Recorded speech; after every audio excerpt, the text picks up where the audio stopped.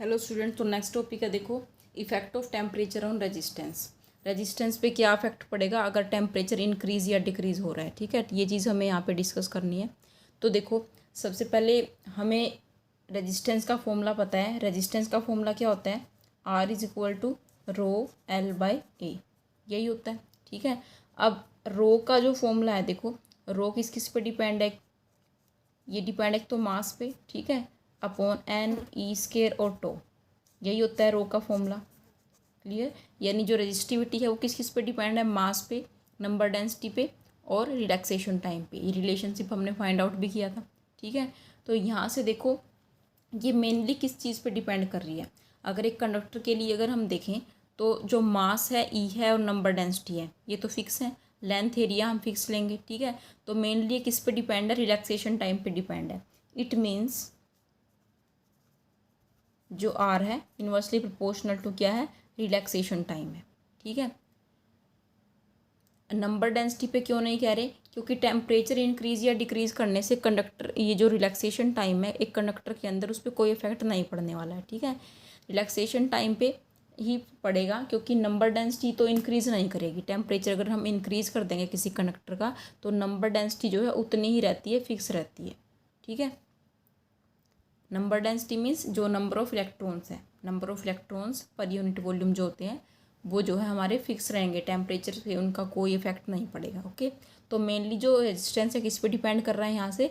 Relaxation time पे। ठीक है, यानी अगर किसी कंडक्टर का हम टेम्परेचर इंक्रीज करते हैं तो क्या होता है? उनके अंदर कोलिजन इंक्रीज होंगे। जो इलेक्ट्रॉन्स और जो कंडक्टर के एटम्स हैं उनके अंदर क्या होगा? कोलिजन्स जो है इंक्रीज होंगे, जल्दी जल्दी कोलिजन होगा। ठीक है, जितने ज़्यादा कोलिजन होंगे तो उतना जो है रिलैक्सेशन टाइम क्या होना चाहिए? कम होगा ना।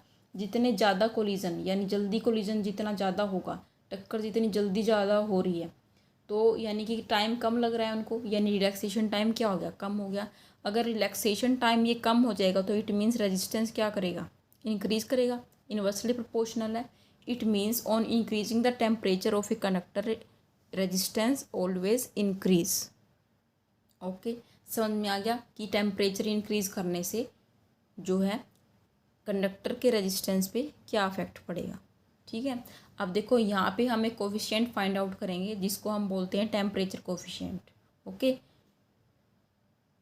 ओके, तो देखो यहाँ पे हम कंसिडर करते हैं let R naught, R O क्या ले लिया हमने? Resistance of conductor at 0 degree Celsius.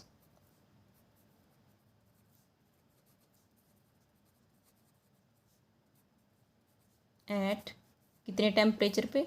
0 degree Celsius. ठीक है, यहाँ पे लिख सकते हैं, देखो it means R proportional to क्या आ गया? 1/2। रिलैक्सेशन टाइम पे क्या करती हैं? ठीक है, तो यहाँ पे लिख सकते हैं on increasing temperature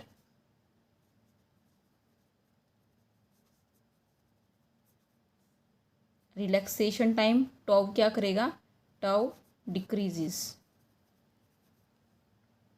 and hence resistance क्या करेगा? Increase increases. ओके, समझ में आ गया ये पॉइंट? अब देखो क्या कर रहे थे हम? आर नोट हमने क्या लिया है? Resistance of conductor at 0 degree Celsius. ठीक है, let R T is resistance of conductor at any time, resistance of conductor at any other temperature, यानी कि टी डिग्री टेम्परेचर ले लेते हैं। ठीक है, ओके, अब देखो अगर किसी पर्टिकुलर टाइम पे आर टी रेजिस्टेंस था, 0 डिग्री पे आर नोट था, तो दोनों को माइनस अगर करें तो हमारा चेंज इन रेजिस्टेंस आ जाएगा, यानी इंक्रीज इन रेजिस्टेंस आ जाएगा। It means R T minus R O, ये क्या आ गया? Increase in resistance.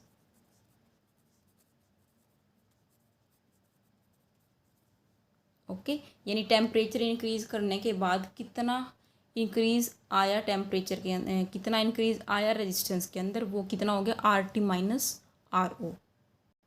It means change in resistance equal to क्या आ गया? R T minus R naught. Okay, अगर चेंज इन रेजिस्टेंस को हम डेल्टा आर भी लिख सकते हैं। ठीक है, डेल्टा आर लिख दें तो ये क्या आ गया हमारा? Change in resistance.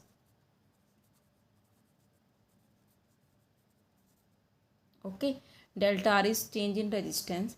तो इट इज़ फाउंड दैट जो चेंज इन रेजिस्टेंस है जो change in resistance delta R है वो प्रोपोर्शनल टू है आर ओ के, यानी ओरिजिनल रेजिस्टेंस जो था हमारा 0 डिग्री सेल्सियस पे, ठीक है।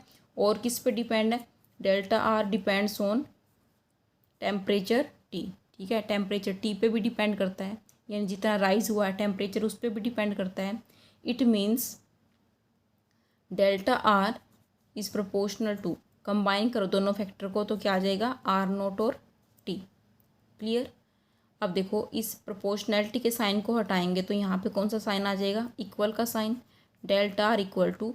अब जो प्रोपोर्शनैलिटी हटा के जो कांस्टेंट जो हमने लगाने वाले हैं वो लगाएंगे हम alpha. Okay, this is the alpha R naught into T. Proportional नहीं है ये, ठीक है, ये ध्यान देखना यहाँ पे ध्यान से कि ये प्रोपोर्शनल नहीं है, ये अल्फ़ा का सिंबल है, यानी delta R is equal to alpha R naught T. तो ये जो अल्फ़ा आया है, alpha is constant of proportionality.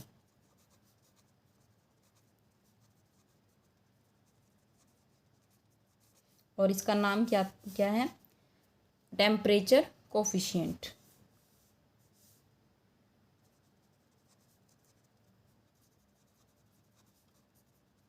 Temperature coefficient. Okay, समझ आ गई बात। तो ये अल्फ़ा जो है ये है टेम्परेचर कोफिशिएंट रेजिस्टेंस का। तो यहाँ पे देखो हमारे पास इक्वेशन आई थी delta R is equal to alpha R naught T. तो इसको डेल्टा आर को लिख देते हैं R T minus R O equal to alpha R naught T. Clear. तो यहाँ से अगर आर टी की वैल्यू फाइंड आउट करें, आर टी आ जाएगा आर नोट इधर चला गया plus alpha R naught T. R naught को कॉमन ले लो, 1 प्लस अल्फ़ा इंटू टी आ गया, ठीक है। R T equal to R naught 1 plus alpha into T. Clear. अब यहाँ से हमें फाइंड आउट करना है अल्फ़ा, ठीक है। अल्फ़ा फाइंड आउट करने के लिए इस स्टेप की तो ज़रूरत नहीं है, ठीक है। तो यहाँ से हम डायरेक्ट अल्फ़ा फाइंड आउट कर सकते हैं। आर टी आर नोट को इधर ही रहते और आर नोट टी से इसको कर दो डिवाइड। क्लियर, ठीक है। यहाँ पे इसका यूज़ नहीं है लेकिन आगे इसका यूज़ हो सकता है। तो यहाँ से देखो अब हमें फाइंड आउट करनी थी अल्फ़ा की वैल्यू, तो इस इक्वेशन से हम फाइंड आउट कर सकते हैं। तो अल्फ़ा क्या आ गया हमारा, देखो R T minus R naught और आर नोट टी से इसको डिवाइड कर दो, R naught into T. Clear. यानी अल्फ़ा किसके इक्वल आ गया, change in resistance upon original resistance multiply by क्या आ गया, टेम्परेचर। ठीक है, this is the value of temperature coefficient for resistance. ठीक है। अब ये जो अल्फ़ा है इसके साइन पे, इसकी वैल्यू पे डिपेंड करेगा कि जो कंडक्टर के अंदर या फिर किसी और मटेरियल के अंदर जो है अगर टेम्परेचर इंक्रीज़ हो रहा है तो रेजिस्टेंस पे क्या इफेक्ट पड़ेगा। ठीक है, देखो जो पहले इसकी यूनिट देखते हैं एक बार, एसआई यूनिट क्या होगी इसकी, एसआई यूनिट ऑफ अल्फ़ा। ये देखो यहाँ पे क्या है, रेजिस्टेंस है तो इसकी ओम हो जाएगी। ये क्या है, ये भी रेजिस्टेंस है, इसकी भी ओम हो जाएगी। तो ओम से ओम क्या हो जाएगा, कैंसिल। अब टेम्परेचर की क्या होती है, केल्विन।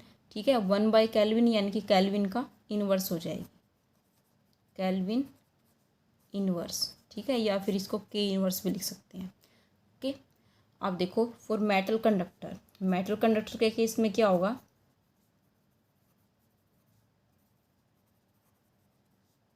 मेटल तो वैसे भी कंडक्टर्स ही होती हैं। मेटल कंडक्टर जो होते हैं जैसे कोई भी मेटल्स है, कॉपर सिल्वर, तो उनके केस में क्या होता है, अल्फ़ा की वैल्यू पॉजिटिव होगी। ठीक है, पॉजिटिव वैल्यू मीन्स जो रेजिस्टेंस है वो इंक्रीज़ करेगा विद इंक्रीज इन टेम्परेचर। ठीक है, alpha is positive. Alpha positive होने का मतलब है रेजिस्टेंस इंक्रीजेस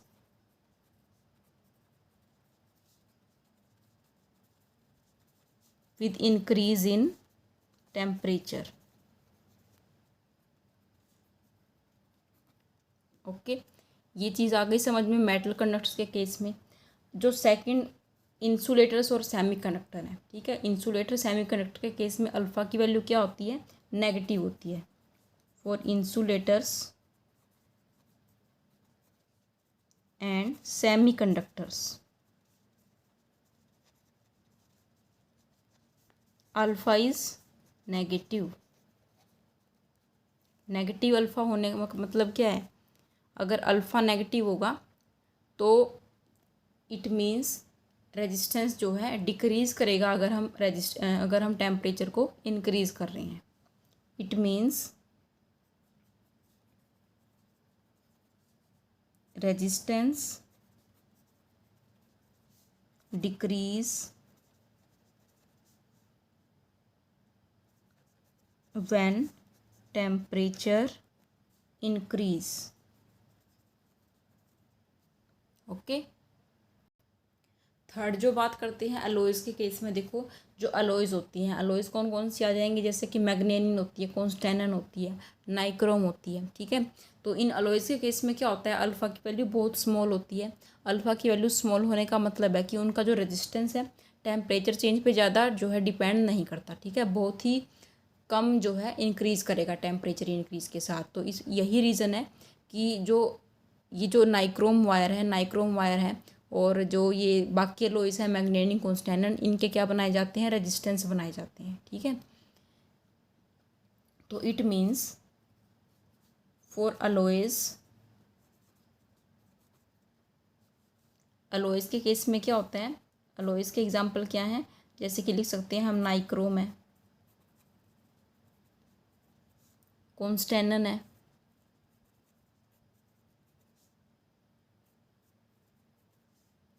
ठीक है। कुछ अलॉयज़ हैं यानी इनके लिए जो टेम्परेचर कोफिशिएंट है बहुत स्मॉल है, ठीक है। बहुत small means resistance does not change, resistance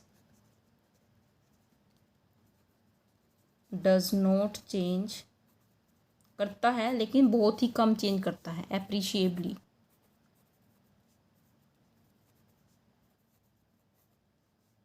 resistance does not change appreciably with change in temperature।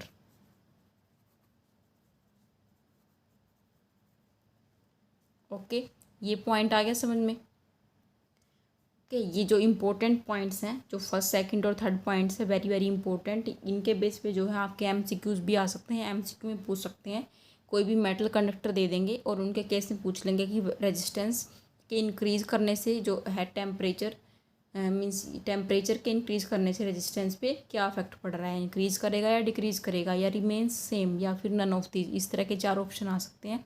ऐसे ही इंसुलेटर सेमीकंडक्टर के केस में पूछ सकते हैं और एलॉयज़ के केस में भी पूछ सकते हैं, ठीक है। तो ये चीज़ आपने ध्यान रखनी है कि कौन से मटेरियल के केस में जो है रेजिस्टेंस जो है इंक्रीज़ हो रहा है, कौन से के केस में डिक्रीज़ हो रहा है टेम्परेचर के इंक्रीज़ के साथ, ठीक है। तो पता चल भी गया होगा कि सबसे पहले जो मेटल्स है, मेटल्स के लिए टेम्परेचर इंक्रीज से रेजिस्टेंस भी इंक्रीज़ होता है, ठीक है। लेकिन इंसुलेटर के केस में ये अपोजिट है, टेम्परेचर इंक्रीज़ के साथ ही डिक्रीज़ हो रहा है, ठीक है। और अलॉयज़ का केस बिल्कुल अलग है। अलॉयज़ के केस में चेंज होता है लेकिन बहुत ही कम होता है, ना के बराबर। तो इस वजह से इनके क्या बनाए जाते हैं, स्टैंडर्ड रेजिस्टेंस बनाने के ये काम आते हैं, ठीक है। अल्फ़ा की वैल्यू इनके लिए बहुत ही कम होती है। समझ में आ गई? क्लियर?